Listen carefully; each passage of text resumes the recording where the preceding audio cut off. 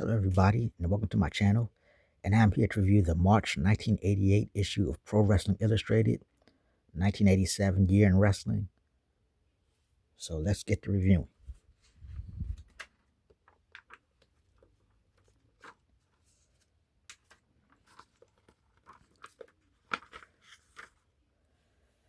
The always present table of contents.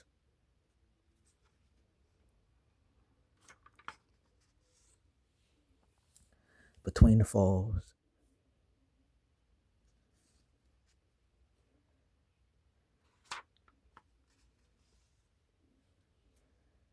The advertisement for Michael Hayes' Off the Street album from Bad Street Band, Off the Streets.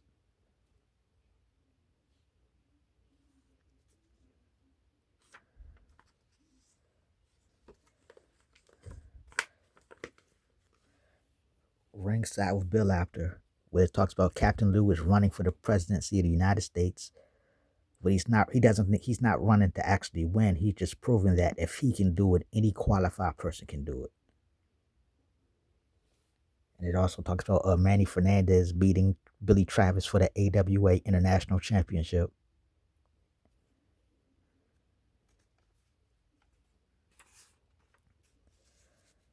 From the desk of Stu Sachs, he talks about the rivalry between Jim Crockett and Vince McMahon.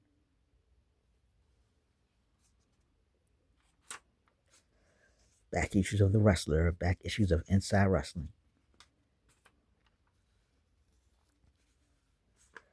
No Holds Barred with David Rosenbaum. He's talking about a trivia contest he's held in a previous magazine, and he's just giving all the answers and telling the winners who won the prize, who won the trivia contest. There's a picture of Dino Bravo drop kicking Jerry Blackwell, the Crusher.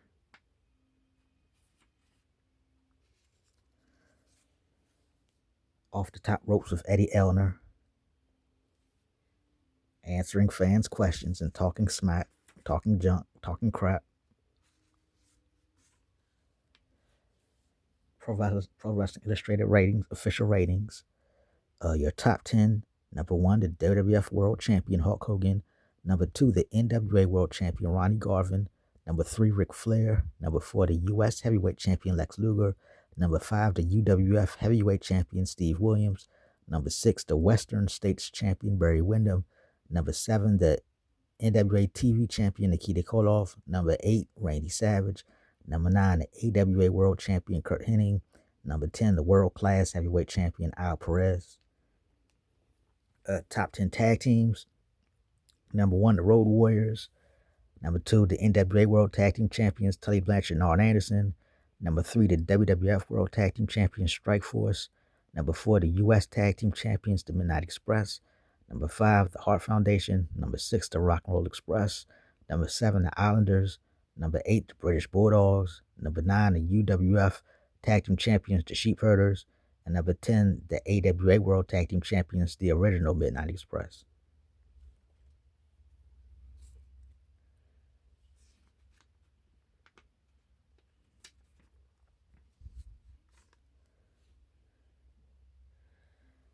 "1987 was a historic year for wrestling.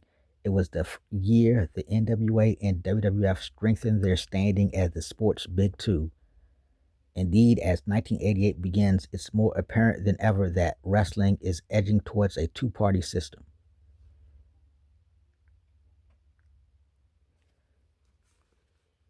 So they also talk about Magnum TA making his return at the Crockett Cup after this car accident, car accident, I should say. Talk about WrestleMania 3, of course, Andre the Giant versus Hulk Hogan. WrestleMania 3, 93,000. That 93,000 fans, allegedly, I don't know. That's what some people say. Some people say otherwise. Also talks about Kevin Von Erich returning to wrestle 2 weeks after Mike Von Erich died at the Parade of Champions. It also talks about Jerry Lawler getting his head, well, not shaved, but cut. I mean, they didn't even get a good shave of his head. They just cut it. When Austin Idol and Tommy Rich with Paulie shaved his head. I guess King was like, I ain't cutting my head. Damn that.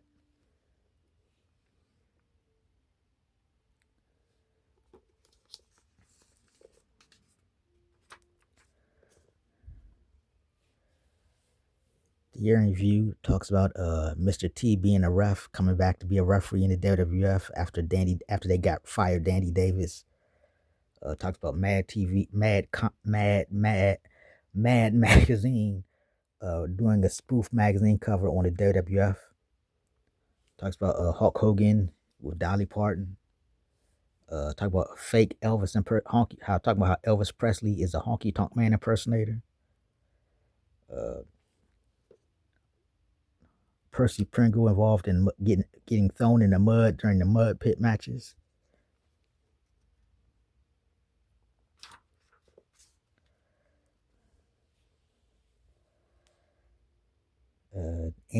Numbers for 1987, just all the numbers, like the numbers of ticket prices,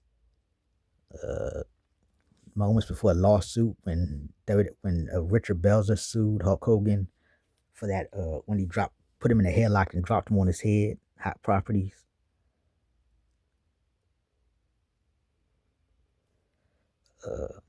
Also talk about the death of a wrestler called Malcolm King Kong Kurt, who died in a match against Big Daddy. And it talks about the death of Mike Von Erich. Talks about the new breed coming back after the car wreck. How they're supposed to be futuristic now. I guess they were always futuristic, but the car accident made them more futuristic.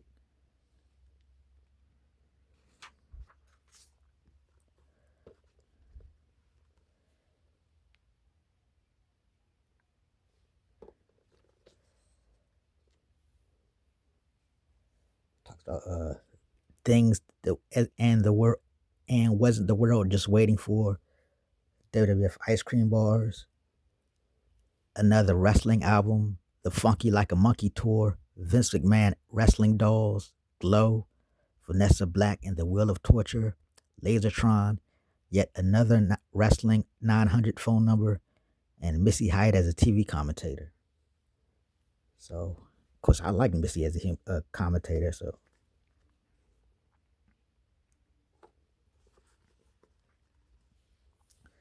talk about King Kong Bundy being in a computer commercial. Talk about the Midnight Rockers leaving the AWA just to join the WWF, just to get fired less than a week later, and then they wind up in Continental. Talk about injuries for 1987.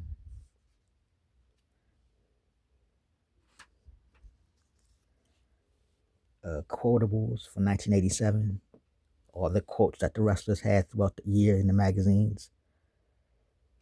Will the real Midnight Express please stand up? There's a version of Bobby Eaton and Dennis Condrey with Jim Cornette, Stan Lane and Bobby Eaton with Jim Cornette, and Randy Rose and Dennis Condrey with Paulie Dangerously. Police Blotter. They talk about Hacksaw Jim Duggan and Iron Sheik getting arrested in New Jersey when they were driving together. Talks about Jim Neidhart being indicted by the federal grand jury on assaulting a flight attendant. And Randy Savage was accused of hitting a 9-year-old boy at the Knight Convention Center in Miami. According to published reports, Savage and his manager Elizabeth were walking to the ring when a fan reached his hand out. Savage allegedly slugged the fourth grader. Others say the boy grabbed Elizabeth's hair. There was no arrest in the incident. So, yeah, don't want to be touching Elizabeth in front of the Macho Man. That could go wrong. 1988 should be their year. Bam Bam Bigelow, New Breed, Strikeforce, and Owen Hart. All of them had good careers. I mean, except for New Breed, who just kind of disappeared, really.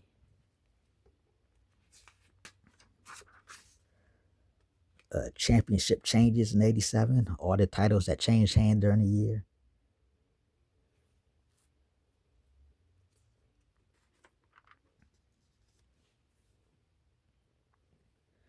And the Achievement Awards for 87. Rookie of the Year, Owen Hart. First runner-up, Big Bubba Rogers. Second runner-up, Shane Douglas. Third runner-up, Doug Furnas. All these guys had success to a degrees. Doug Furnas was really one of those guys who, like, I seen his name in the magazine, but and I he was in WCW, but I do not remember that. I When I really saw Doug Furnas, it was when he was in ECW and he wrestled RVD. I was like, man, this guy's awesome. And then I look back at a Clash of the Champions in WCW where he fought Barry Windham, and that match was awesome. It's like that should have been Doug Furnas's breakouts. That should have been his breakout moment in that match against Barry Windham. But in America, he just didn't make it. So he had a good run in Japan as a tag team with Phil LaFont. But man, I don't know how we missed out on. How did I miss out on how did I miss out on how awesome Doug Furnas was for all these years?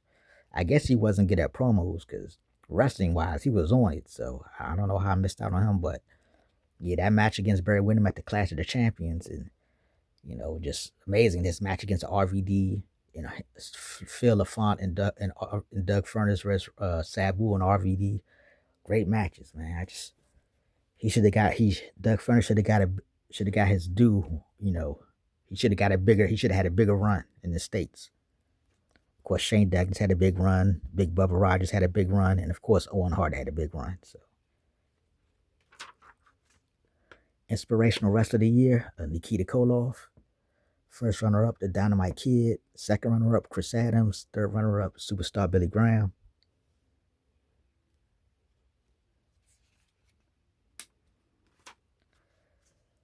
Most improved wrestler of the year, Kurt Hennig. First runner-up, Al Perez. Second runner-up, the Honky Tonk Man. Third runner-up, Sting. Of course, Kurt was always a great wrestler, but he had to turn heel, and that's how he became AWA World Champion, and everything just clicked with him. Manager of the year, Jimmy Hart. First runner-up, J.J. Dillon. Second runner-up, Jim Cornette. Third runner-up, Paulie Dangerously. This is when Jimmy Hart managed the Hart Foundation to the tag team titles and Honky Tonk Man to the Intercontinental Championship in the same year.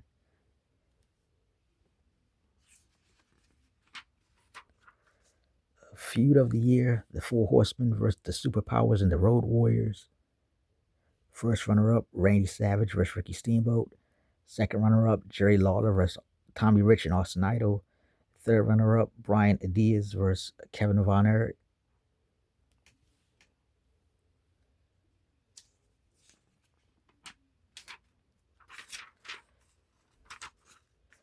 Most popular wrestler of the year, Dusty Rhodes. First runner-up, Hulk Hogan. Second runner-up, Randy Savage. Third runner-up, Nikita Koloff.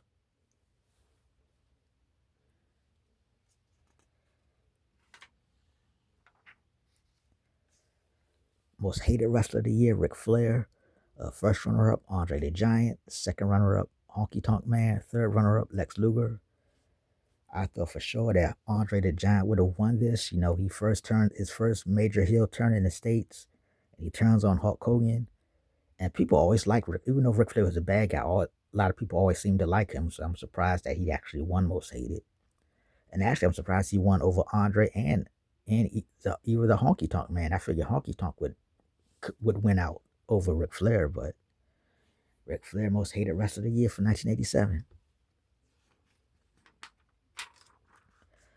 Match of the year, Randy Savage versus Ricky Steamboat from WrestleMania 3. First runner-up, War Games, The Match Beyond, Match 1. Hulk Hogan versus Andre the Giant from WrestleMania 3.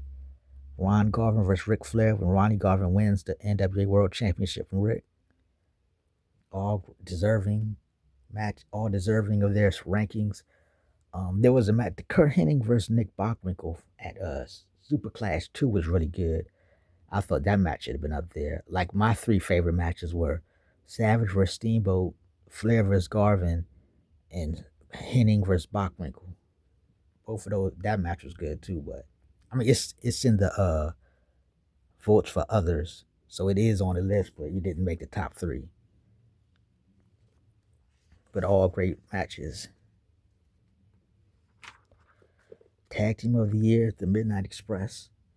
First runner-up, the Hart Foundation. Second runner-up, the Road Warriors. Third runner-up, the Rock and Roll Express.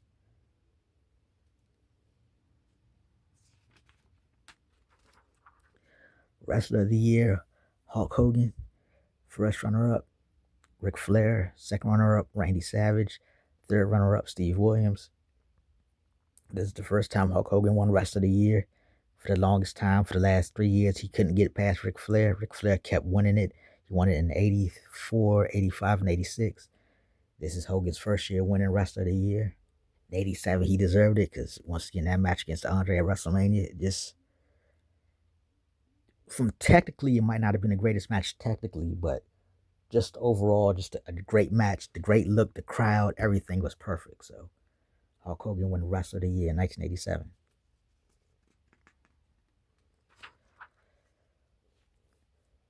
The Editor's Award goes to Paul Bosch, the promoter from Houston. Your unofficial official awards for 1987.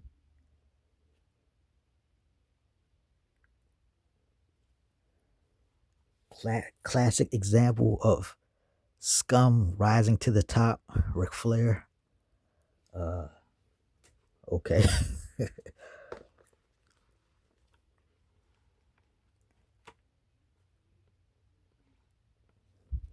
The Abdullah the Butcher Award for Physical Fitness, Adrian Adonis.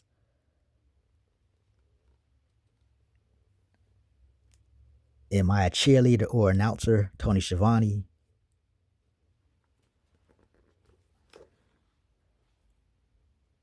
Best Body, Elizabeth. I don't know how they could say that with Missy Hyatt around.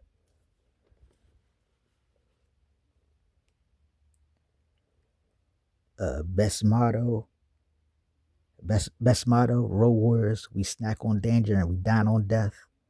I love that.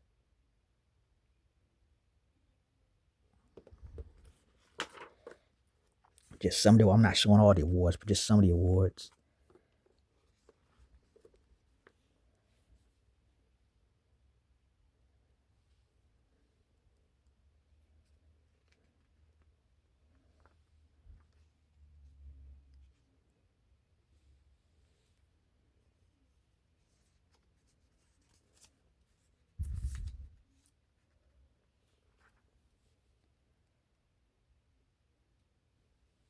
Predictions for 1988. Well, fans get their votes on what they think is going to happen in the year 1988.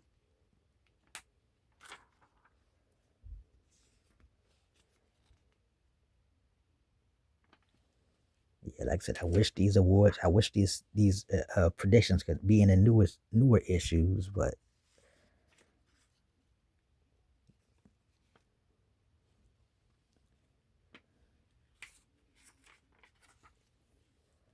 continuation of Between the Falls, back issues of Pro Wrestling Illustrated, continuation of Between the Falls. A lot of questions being asked, a lot of fans asking questions. Continuation of From the Desk, where they talk about the rivalry between Jim Crockett and Vince McMahon.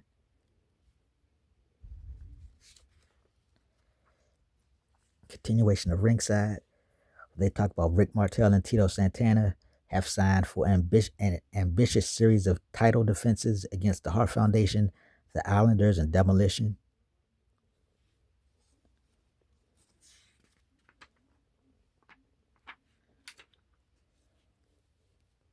And talk about Randy Rhodes and Dennis Condrey, the original Midnight Express, beating Bill Dundee and Jerry Lawler for the AWA World Tag Team Champions on October 30th in Wisconsin. And they also talk about Mad Dog Vachon being involved in a hit and run where he was hit by a car and had to have amputation of his leg, his right leg.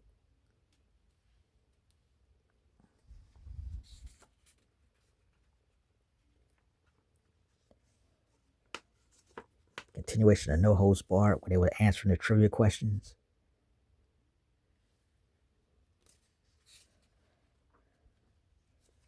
Continuation of Off the Top Rope with Eddie Elner, where he answers fans' questions.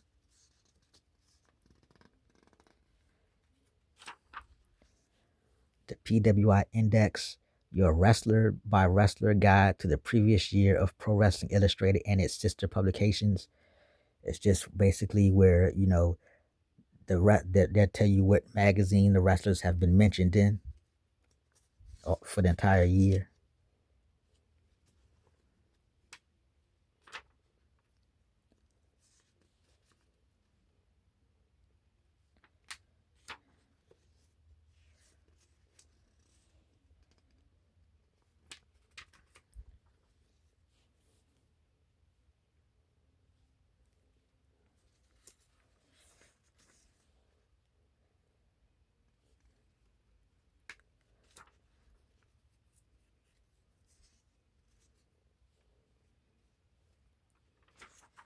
The Arena Report.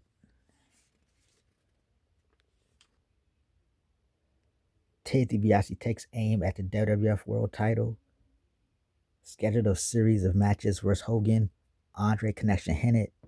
This was when Ted DiBiase bought the contract of Andre the Giant from Bobby Heenan and had him in his corner for his matches against Hogan.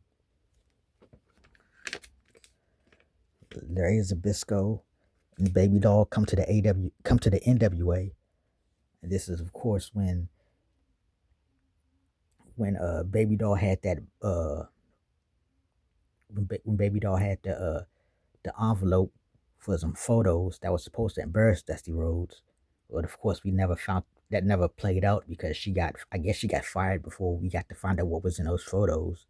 So we'll never know what she had that would embarrass Dusty Rhodes. And Iron Sheik admits that he paid off Arnold Skaaland to throw in the towel for Bob Backlund. And Dutch Mantell wins the Southeast Continental Crown.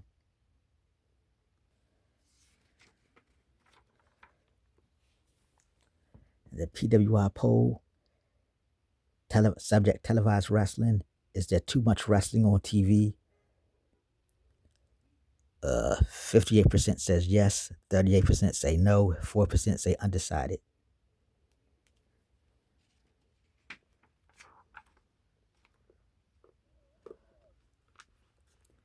Of course, they got the advertisement for the Four Horsemen sweatshirts. Yeah, I wish I could have got those because those look awesome.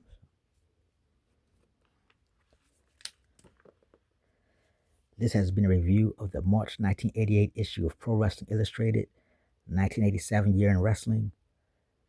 Thanks for watching.